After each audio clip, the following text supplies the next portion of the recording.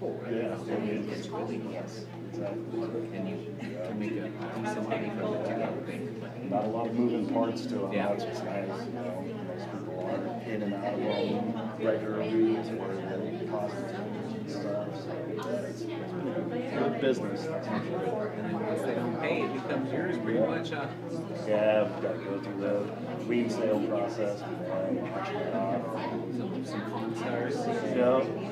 Yeah, most of the stuff. for the people that can't afford it, it's like, you know, Yeah, that's, it's the person who, you know, got, you know, somebody passed away, someone else inherited it, they decided they didn't want to deal with it, and just let it go, and there might be something of value in there, but so otherwise, what do you do? You just auction it off and let somebody, if nobody bids on it, and we try and just, you know, so we'll call it the treasure. Oh, yeah. Come look Yeah. and see, like, hey, you guys want anything out there, take it. Anything to prevent us from having to, hire somebody to come in and haul it all. Yeah. They should just leave it on daylight savings time and End up somewhere too. or either one, yeah. Either one. From noon to 5, it's fair game, right? Exactly, right, first come, first served. Fucking pushing baskets. Big carts.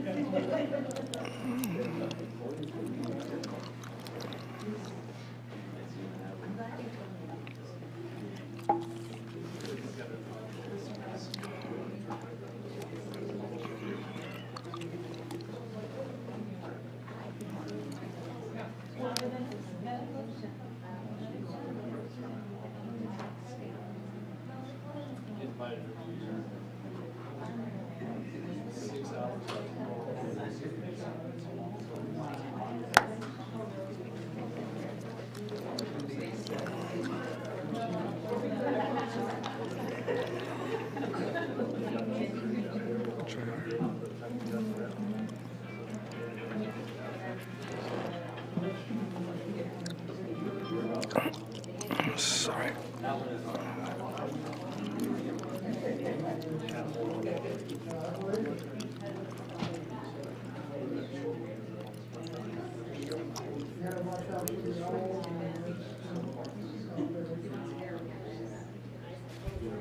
You sell any trailers?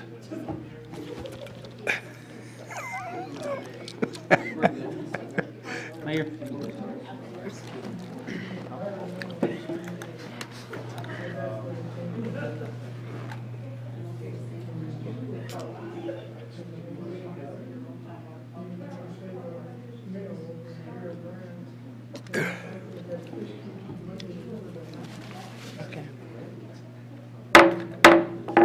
I will call this meeting to order for Tuesday, I started to say February, March 12th, 2024. Will the clerk please call the roll?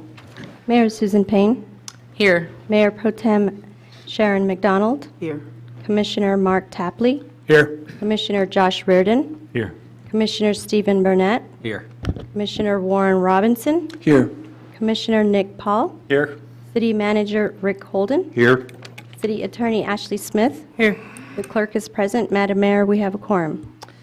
Thank you, Rachel. We are going to start with the invocation. I don't see our pastor tonight, so would you like to do the invocation? I will. Okay. We'll have Commissioner Robinson do the invocation, and the pledge will be Mayor Pro Tem McDonald. Please join me in prayer. Eternal Heavenly Father, we thank you for the ability to live in such a beautiful place. Now, Lord, while we live here, bless us to work together, to coordinate, to collaborate, to be friends and to be neighbors. Lord, we thank you for those people who come forth to serve. We thank you that they've given their time and their energy, their talent, their intellect to make this city better. Bless Alamogordo. Bless us to do better than we've ever done before. Raise the standards, raise the consciousness, raise the love that's in this city.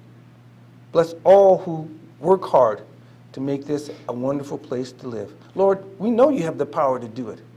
So we're asking humbly that you touch us and make us better today than we were yesterday, and even better tomorrow. This is what we pray in your Son's holy name. Amen. Amen. Thank you. I pledge allegiance to the flag of the United States of America and to the republic for which it stands, one nation, under God, indivisible, with liberty and justice for all. Thank you for that. Okay. We are going to move on to the approval of the agenda. Do I have a motion to approve the agenda? So moved. Second. I have a motion from Commissioner Burnett and a second from Commissioner Robinson. All those in favor, aye. Aye. All those opposed? And motion passes 7-0.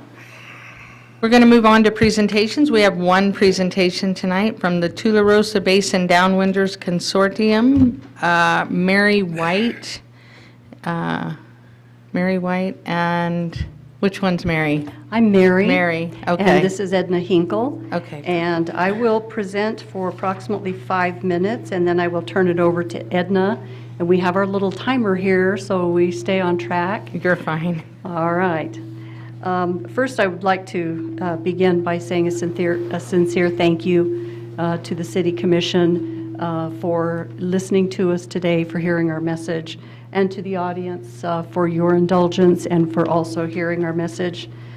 We are here today to talk about the Radiation Exposure Compensation Act, and the Tularosa Basin, along with other organizations in the nation, are working diligently to get New Mexico covered by the Radiation Exposure Compensation Act.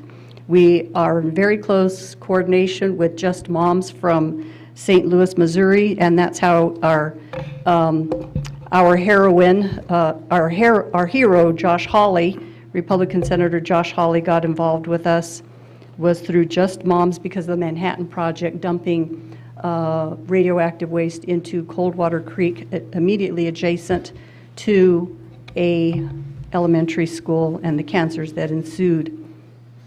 So we have a very hard time understanding why New Mexico is never covered under RECA, especially considering that New Mexico is a state of patriots. We were patriots in World War II, and we are now.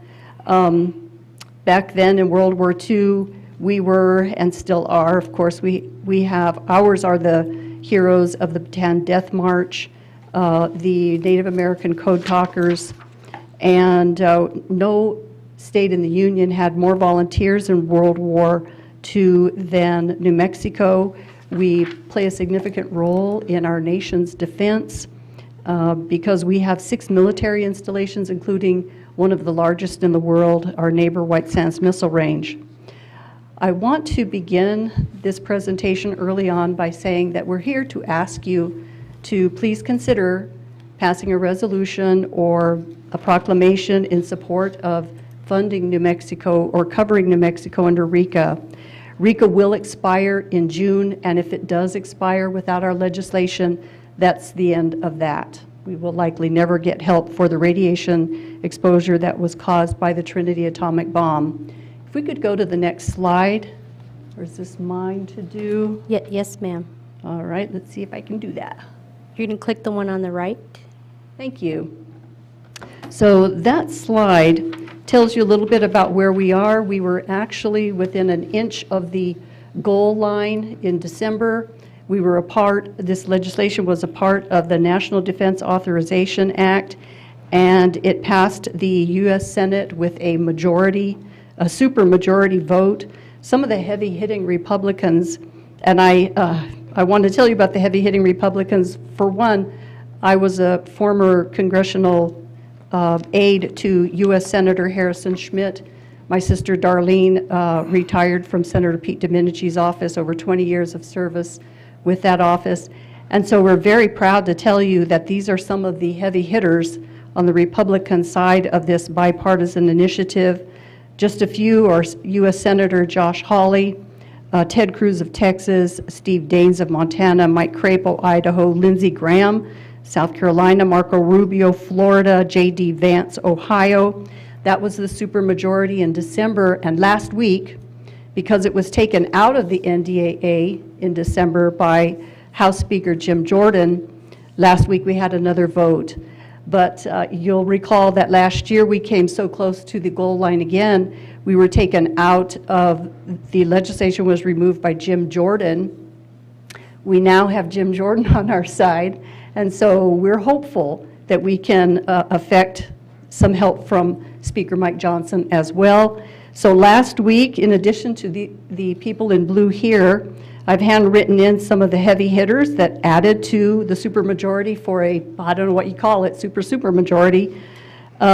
Mitch McConnell of Kentucky, Dan Sullivan, Alaska, Marsha Blackburn, Tennessee, John Bosman, Arkansas, Tom Cotton, Arkansas, Bill Hagerty, Tennessee, Jerry Moran, Kansas, Lisa Murkowski, Alaska, Mike Rounds of South Dakota, Kristen Sinema, an independent, and Phil King are all folks who have, who are helping us. There are 19 cancers covered under the Radiation Exposure Compensation Act, and the reason they're covered is because our government, sadly, caused, whether inadvertent or otherwise, these are cancers that innocent people have now to no fault of their own. I want to turn now to Edna Hinkle so that you can hear more about our personal stories. My family was deeply affected. Edna's is an incredible story. So Edna will speak for approximately 4 minutes. My name is Edna K. Hinkle. I've lived in Tularosa all my life. I am a breast cancer survivor. My grandparents were Dick and Geneva Gilliland. They lived on their ranch west of Salinas Peak, 27 miles from Trinity. They had 6 children. Every one of these descendants were living on ranches in this area. This entire family has been affected by cancer. The government said this land was uninhabited. It was not.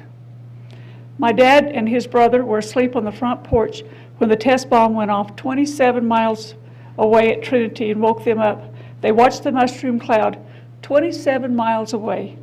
The government didn't even bother to tell them to get out of the area beforehand. This entire family moved to Alamogordo and Tularosa after the government took their ranch to form the White Sands Missile Range.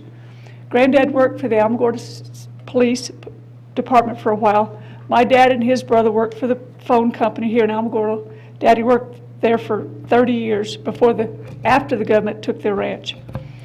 There are 25 of my grandmother's children and their families who've had cancer. Plus, Shirley Ann Gilliland was born blind after her mom walked around Trinity site while she was pregnant, not knowing that it was radioactive. Dad told me the government never did tell them what the mushroom was. 3 of Grandma's brothers had ranches that neighbored her ranch. 6 out of these families died from cancer. This is 31 cancer victims of my grandmother's family. 16 died, 13 survived. Plus Shirley Ann was born blind. The U.S. bombed us before they bombed Japan. My husband's family lived here in Alamogordo. 4 out of 6 of them had cancer. I have 2 first cousins on my mom's side of the family who got cancer. That makes 35 cancer victims in my family. I had 4.5 months of chemo treatment 11 years ago. I have good insurance, but a lot of people don't. Even if you have to pay a $40 copay every time you go in, it adds up to a lot of money. Do you have any idea how much cancer treatment cost? 11 years ago, in 2013, $306,000, $346, almost $250,000 was submitted to my insurance. This doesn't include pain meds, nausea meds, dietary supplements, hotel rooms, meals while out of town, gas to here in Alamo, Las Cruces and Albuquerque that I have to pay. I have to go to the dermatologist in Las Cruces twice a year for the rest of my life because after chemo I am more susceptible to skin cancers. I've had 31 skin cancers.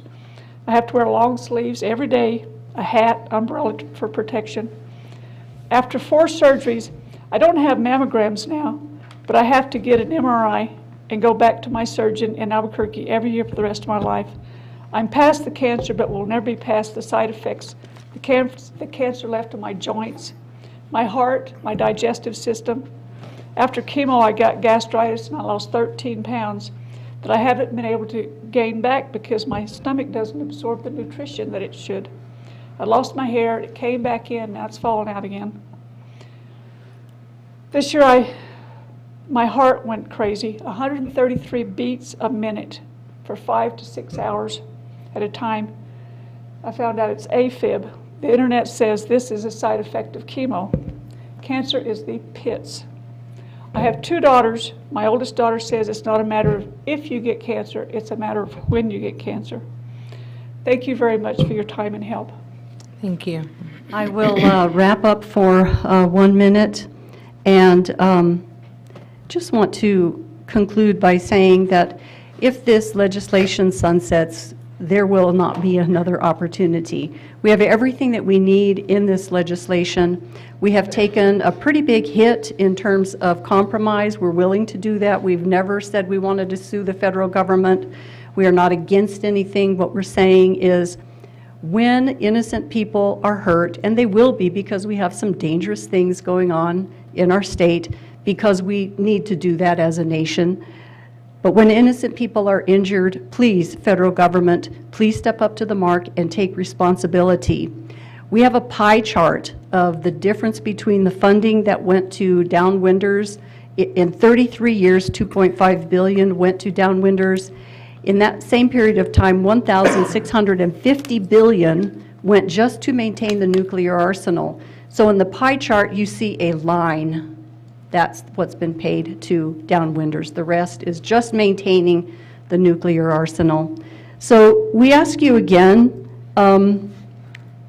with this information, we ask you to please ponder again the possibility, the prospect of helping us by issuing a resolution in support of this initiative. It could mean a lot for this community, a lot for a lot of individuals in this community. Likely you have loved ones who were alive at the time.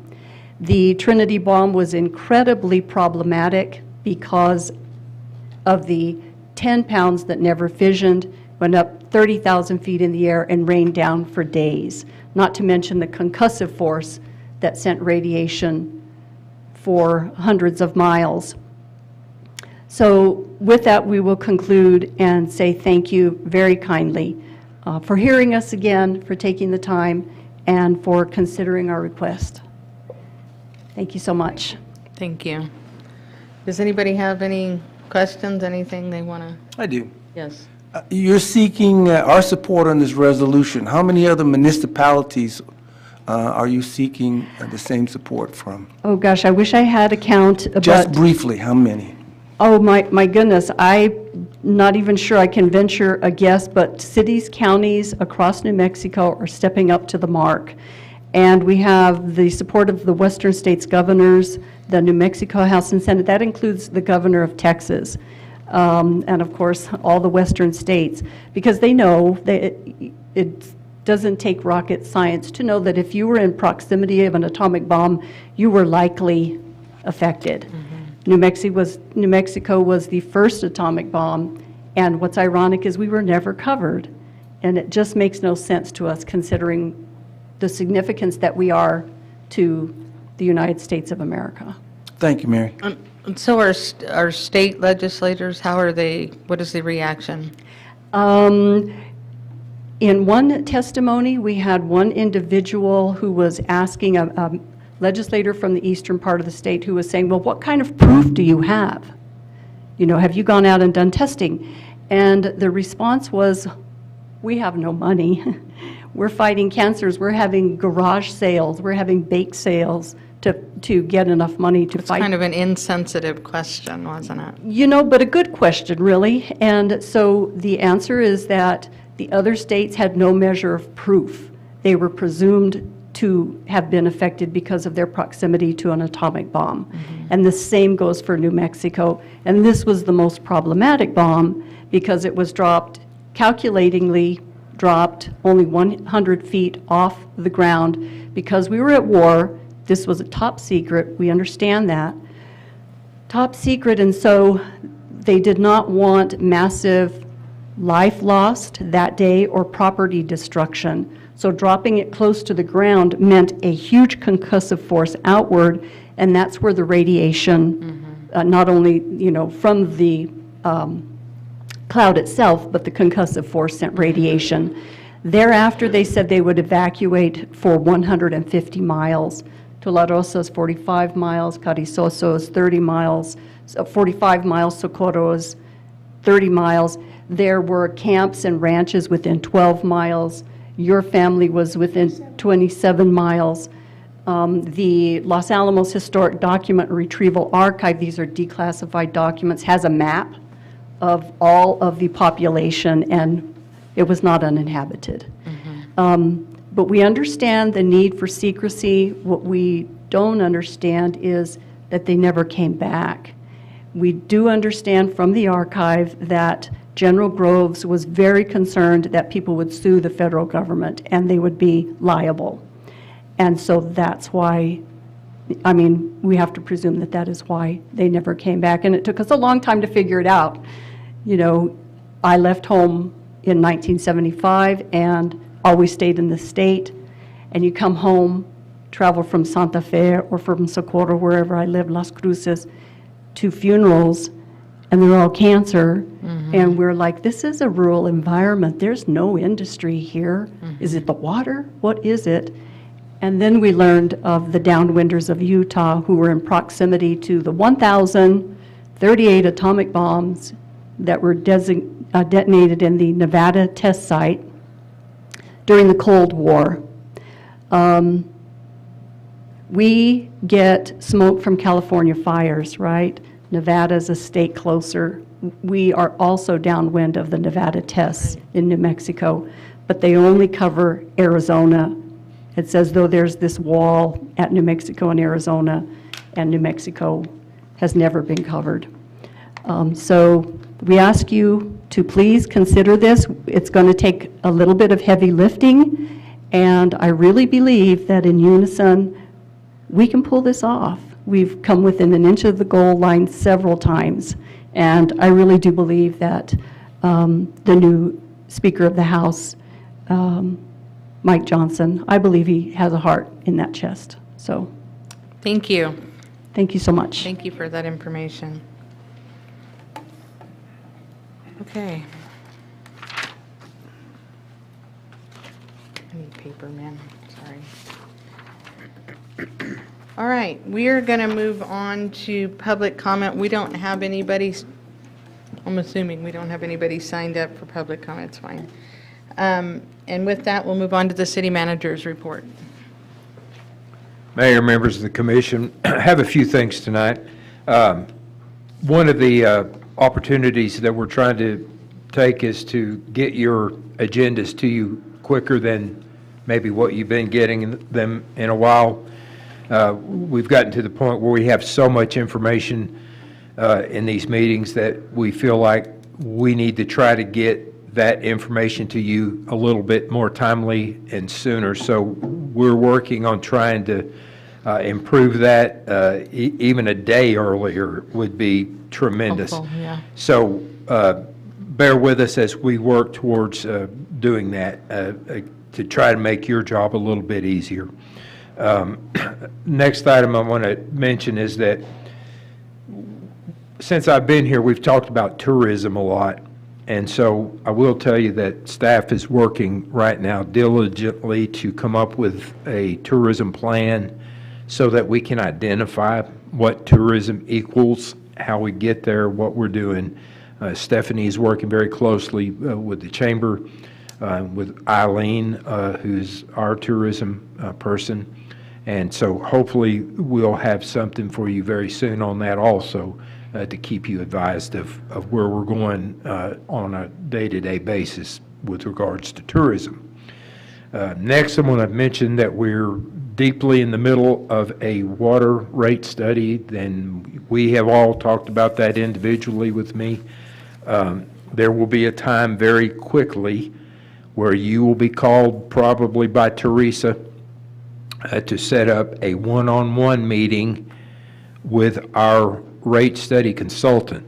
And it's going to be very important that you take the opportunity one-on-one to be able to meet with them so that you'll understand the full depth of this rate program and rate study that is going on. It's been almost 10 years since the city has embarked in the water rates. And I can tell you that 10 years has caught up to you, to us. And so this is going to be a very tough deal, no matter how you spin it. But it is going to have a big impact on where this community goes forward in the future.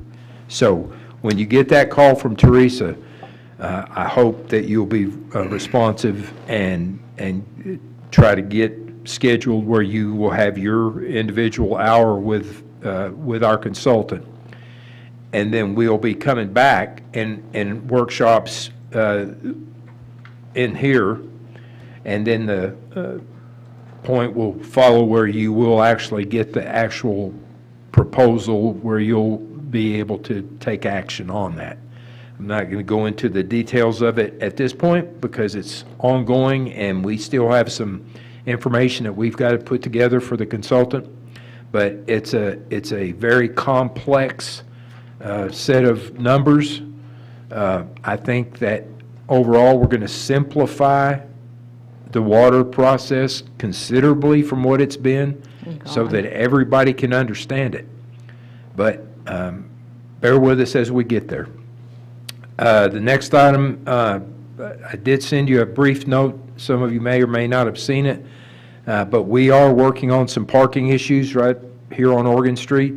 This has been an ongoing battle. I know it's been even before I got here, and since I've been here, it's still ongoing, and we've got a lot of people concerned about all the parking going on here. There's no real practical reason why these kids can't park at the school where they go to school without inundating our neighborhoods and our residential areas.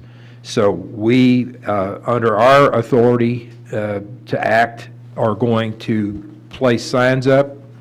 We're going to limit parking along this street, regulate that parking to the extent that people that want to come to the park will be able to use that area during the week, but the school kids during the school hours will not be allowed to park over here.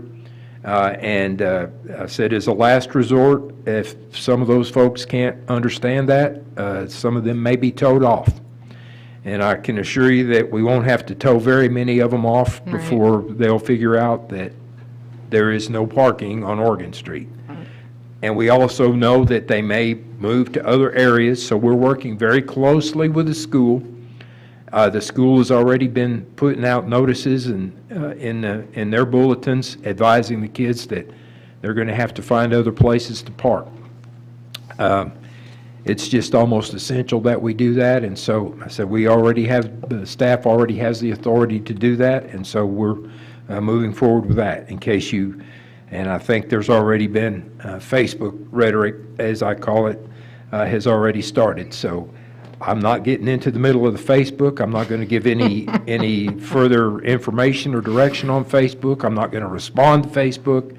We're responding to the problem that's in front of us, and we're going to deal with it so that it takes you off of the hook. That's not an issue that the commission needs to be worried with. I can assure you, when you see the water rate study, you're going to figure out that we've got some bigger fish to fry here. And so I'm trying to be real nice about how I say that. Secondly, or fourthly, I want to talk about, we mentioned last month about the liquor liability insurance. What a nightmare. This is not anything I would have ever dreamed or have ever experienced anywhere, but we still do not have a liquor liability policy. We thought that the New Mexico Municipal League's self-insurance fund might work with us on that, but we are still working with them and trying to come up with some way to provide that insurance, and we're coming up with the null set, void. We're not getting anywhere with that. And there are at least another 2 or 3 cities in the state that are facing a similar issue. So as soon as we can resolve that, I'll keep you posted. In the interim, we have had to cancel some events. There was a St. Patrick's Day bash scheduled for this weekend, but we can't sell alcohol, and we could not, in short period of time, get somebody to come over there and take that on as a private contractor, so that event was canceled. We'll continue to work on that. Lastly, and probably the most fun thing that we have talked about for months, is the Fun City bowling alley. I want to just give you a brief overview on that. This has still got a long way to go, but staff has worked with Jay and his counterparts who have forwarded the information that we need to, that we've asked for. He has been cooperative. The LEDA portion of that deal looks like he's going to meet those obligations.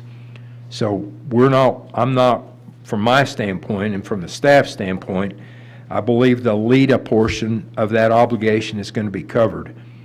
We're now moving to the next phase where we have to, and we've already noticed him, we've got to develop this inventory to know what is in that building, whose it belongs to, whether it's ours or whether it's his. There are some things that he rightfully will own that are in there, but there are some things that are ours as the city. We've also got to deal with the cost of bringing that facility up to some minimum standard. If it's going to continue to be a bowling alley, there's going to have to be some work done. So we're going to have to contemplate what that's going to be. And there are also some potential lingering tax issues with regard to liquor out there, so that are going to have to be resolved if we move forward with another bowling alley or whatever might be out there. If there's going to be a liquor involved, that's going to have to be resolved. We will plan an executive session with you at the next commission meeting, where hopefully we'll be able to discuss in more detail the potential litigation that could or could not occur from this, as well as the remaining bond responsibilities that we have, and also for the land itself. So there's going to be some options, but we may be getting to a point where we're going to ask you where you want us to go from here once we lay those options out for you in the executive session. So with that, that will complete my comments for the evening. Thank you. All right, thank you. That was a lot. We have a lot going on. Yes, you do. We are going to move on to remarks and inquiries by the City Commission. No? I'll just tell you real quick that I've had several meetings, but I was in a meeting the other day, and there were several of us in there, and we talked about things that were going on in the city, and there's a lot going on in this city. And I hope that, unfortunately there's not a lot of people here tonight. Thank you for being here. But I do know that people watch, and I know that they watch because when I leave, I always get a text or 2 or 5 or 10 or something about something. So I know people are watching, and I hope that they hear me when I tell them that there is so many positive things going on in our community that overshadow anything bad. I know that you mentioned Facebook earlier. Everybody likes to put every little car accident on Facebook or every little, this or that. And, sometimes they make comments that are not kind to our police department or our fire department, and they think they're funny, and I call them keyboard warriors. But the truth is, we have so much positive going on in this community. I think our police department is really starting to come along. It looks like we've got lots of new officers. I'm really proud of that because that just shows you that the measures that we took worked. We have a lot going on this summer with our police department and the Ferguson Academy. We have great things going on at the base that are coming up in the next few months that are really going to, if they come to fruition, change the trajectory of our community. And we do have a new commander that will be coming on in just a few months, and the chamber really seems like it's shifting its focus, and it's really coming along. And so just know that what you see on, and we all know that if it's not on Facebook, it really didn't happen. But just in case that's not true, just know that what you see on social media sometimes is not reality. And the reality is that in that meeting the other day, I could have spoken for several hours about all of the amazing things that we've got going on. So thank you to our staff for that. I felt it was important that I say that because, we may give direction, but we don't carry it out. Y'all carry it out. And so thank you for that. I appreciate you listening and taking that to heart. So We appreciate that. This staff is dynamic. This staff is far greater than they get credit for. Yes, and they have great things to say about you as well. And that always makes me happy because, when we make a decision like that, it's a big decision to hire a city manager, and I've heard nothing but positive, so thank you for being so enthusiastic and so positive because I think that our staff is really feeling that, so thank you for that. And with that, if nobody has anything else? I do. Yes, We received a national award, the Aldous Award, yes. working with the base. For us who don't live on Facebook or social media, it would be nice to have that not only printed, but publicized other ways in this city. Not only at the chamber, people coming to visit, but to expand on. That's the national award. That's big news. There is something coming up with that. It's going to be big. I think what they're waiting on is we are going to have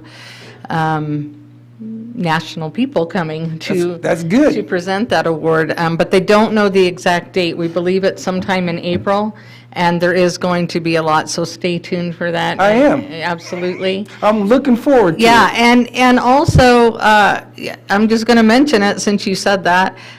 We have this F4 project. Did I say that right? I said that right. Yeah, the F4 project coming up, and that's going to be huge, and they're really putting a lot of time and effort into it. I know Stephanie's really involved with that.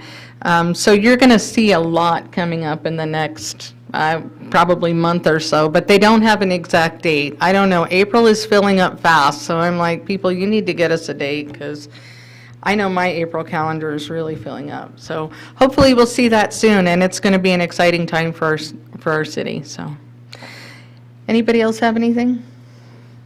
I know. It's 5 after 7. Darn it, we wanted to be out of here by 7. Okay, last thing. We're going to move on to the consent agenda. Does anybody have anything that they would like pulled from the consent agenda? Yes, I'm pulling item 5. Item 5. Okay. Anybody else? Okay, do I have a motion to approve items 2, 3, 4, and 6 from the, on the consent agenda? So moved. A motion from Mayor Pro Tem McDonald. Do I have a second? Second. A second from Commissioner Robinson. Will the clerk please call the roll? Warren Robinson, Aye. Mark Tapley, Aye. Nick Paul, Aye. Stephen Burnett, Aye. Josh Roden, Aye. Sharon McDonald, Aye. Susan Payne. Aye. Motion passes 7-0. We'll move on to the item removed from the consent agenda, item 5. Did you have a question? Or? Yeah, just how many, in the last 2 years, haven't we written off a couple of their outstanding bills? I'm sorry, say that again? In the last couple of years, haven't we written off some of their bills? For AgTech? Yeah. Not that I'm aware of off the top of my head, but I would I have to thought there was a look. water bill last year of like excess of $10,000 that we For wrote. AgTech? Or is it Mesa Verde? Mesa Verde did have a large bill that was written off for the hydrant meter that hadn't been turned in or billed or anything, and then we did get it back. Okay. So it wasn't Agtech then? It wasn't AgTech. Okay. I just wanted, I couldn't remember if it was Mesa Verde or Agtech. Yeah, no, that hydrant bill was Mesa Verde's. Okay. Yeah. mhm. Okay. That was Anything it. else? Okay. Do I have a motion to approve item 5? So moved. A motion from Commissioner Burnett. Do I have a second? Second. A second from Commissioner Robinson. All those in favor, aye. Aye. Aye. All those opposed, motion passes 7-0. Is there anything else? Okay, with that, do I have a motion to adjourn? So moved. A motion from Commissioner Burnett to adjourn. Do I have a second? Second. A second from Mayor Pro Tem McDonald. Sorry. All those in favor, aye. Aye. All those opposed, and we are adjourned. Thank you, everybody. So, yeah. You did. Oh, my goodness. You gotta have some fun ones. Right there.